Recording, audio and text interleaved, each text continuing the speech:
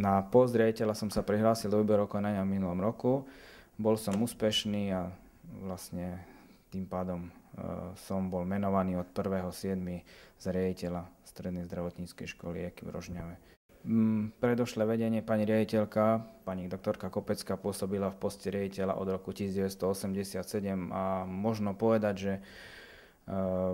škola pod jej vedením napredovala, bola veľmi úspešná, získala si veľmi dobré meno. My sa budeme musieť snažiť, aby sme udržali toto dobré meno. Otvárame vlastne 3 triedy denného štúdia, maturitné, to je vlastne zdravotnícky asistent, potom masér. Jedna trieda je vlastne vyučovací jazyk slovenský, druhá trieda je vyučovací jazyk maďarský. Ďalej otvárame prvú triedu diplomovanej všeobecnej sestry. Všetkým študentom by som zaželal, aby prežili úspešný školský rok, aby sa im splnili všetky tie ich sny, ktoré majú pri vstupe do školy.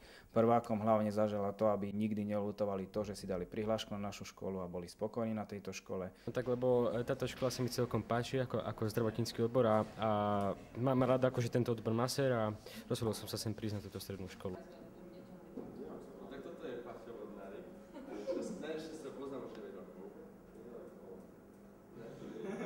Tak vlastne zaujímam sa o výpočtovú techniku, o programovanie, no a vlastne na to, aby som sa mohol pohybovať v tomto smere, je vlastne dosť potrebné vedieť anglický jazyk, no a bilingválne štúdium je práve zamerané na ten anglický jazyk, no a časom by som sa chcel aj niekde uplatniť, takže s tou angličtinou. Mal som možnosť a stretol som ľudí, ktorých som stretol, keď som bol malý, to znamená, že v škôlke a tak ďalej, takže spoznal som dosť veľa ľudí, no ale ešte sa spoznávame, samozrejme nepoznáme sa až tak.